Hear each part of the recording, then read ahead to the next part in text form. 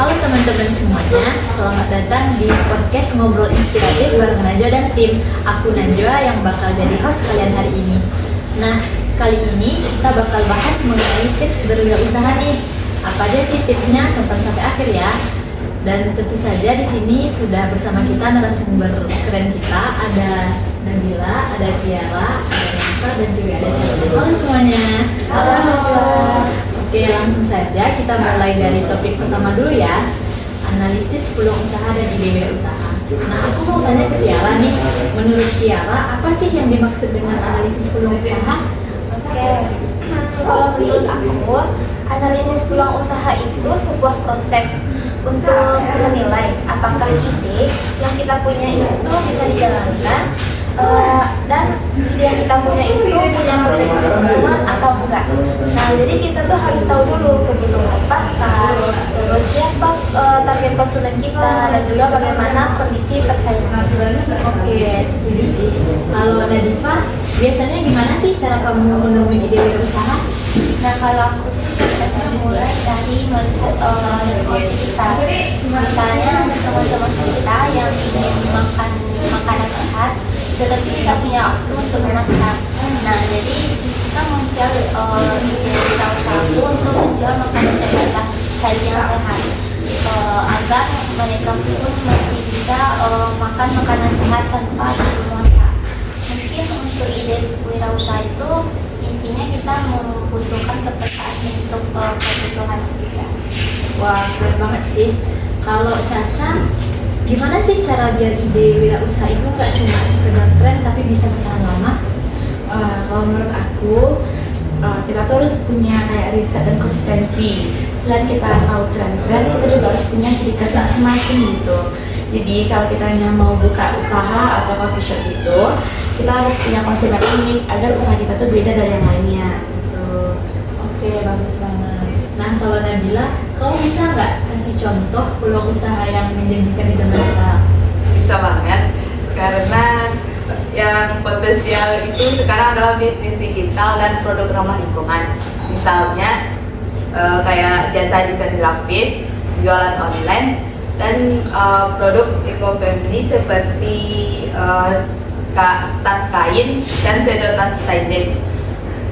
Sekarang konsumen banyak mulai menjaga lingkungan, jadi peluangnya besar banget.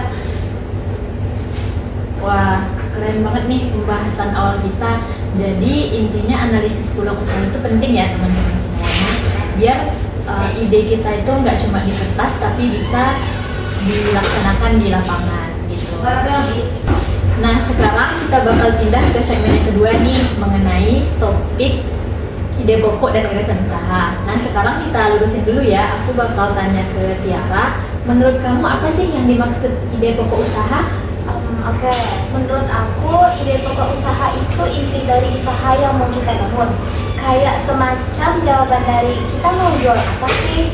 Atau permasalahan apa ya yang mau kita selesaikan. Nah, jadi intinya itu lebih ke pusat pemikiran bisnisnya. Oke, nah kalau menurut Nadifa, gagasan usaha itu apa sih? Nah, kalau menurut aku untuk gagasan usaha itu pengembangan dari ide pokoknya. Jadi isinya itu biasanya ada alasan, tujuan, serta bagaimana cara usaha itu bisa berjalan. Jadi gagasan usaha ini lebih lengkap dan detail. Oke. Nah, sekarang kasih contoh dong, Ca. Ide pokok usaha apa yang menurut kamu menarik di zaman sekarang? Kalau menurut aku, mungkin makanan sehat siap makan itu lagi tren-trennya lagi naiknya sekarang nih, karena orang pengen banyak makan dengan yang sehat-sehat, tapi nggak mau ribet masak gitu. Oke, betul sih. Nah, kalau menurut kamu gimana Nabila? Aku lebih ke jasa desain digital sih, kayak desain poster, feed, dan logo. Banyak UMKM yang butuh, tetapi mereka tidak bisa desain sendiri.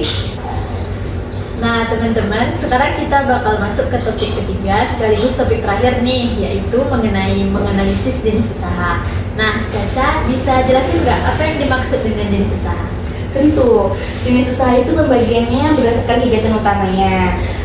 Umumnya tuh ada 3, biasanya ada produksi, yaitu yang menghasilkan barang, perdagangan jual beli barang, dan jasa tuh memberikan layanan. Gitu Najwa. Oke, jelas banget. Nah, kalau Tiara, menurut kamu kenapa sih kita penting menganalisis jenis usaha sebelum mulai bisnis? Oke, kenapa penting? Nah, karena jenis usaha itu butuh pendekatan dan strategi yang berbeda. Misalnya, usaha jasa, nah itu tuh butuh skill dan pelayanan. Sedangkan usaha dagang itu butuh manajemen stok. Nah, dengan kita menganalisis jenis-jenis usaha itu, jadi kita itu bisa menentukan kebutuhan modal dan strategi pemasaran yang tepat. Oke, bener banget.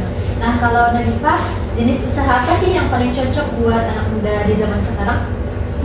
Menurut aku yang paling cocok itu usaha digital kayak freelance desain, content creator, atau jualan online yang saat ini mungkin itu sangat cocok bagi anak muda sekarang. Hidupnya serba digital karena modalnya bisa dibilang kecil dan itu bisa dibikin dari rumah.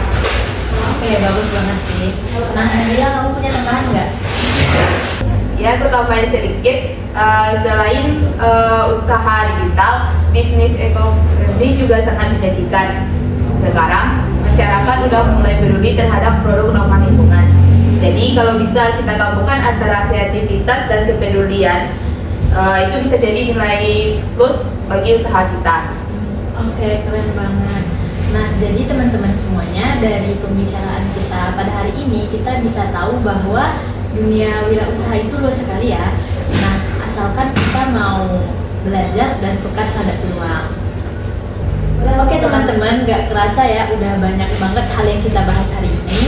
Mulai dari menganalisis peluang usaha, kemudian menentukan ide dan gagasan usaha, dan yang terakhir itu menganalisis jenis usaha. Nah, kesimpulan yang bisa kita dapatkan hari ini, kita harus bisa melihat peluang dengan jeli, kemudian berpikir kritis dan memahami ide utama, serta memilih jenis usaha yang sesuai dengan kemampuan dan kebutuhan pasar. Nah, makasih banyak ya buat narasumber kita hari ini, Caca, Nadifah, Tiara, dan juga Nabila. Sama-sama, Najwa. Nah, buat teman-teman yang ada di rumah, semoga podcast ini bisa menginspirasi teman-teman untuk mulai berwirausaha ya. Sampai jumpa di podcast berikutnya. Bye-bye.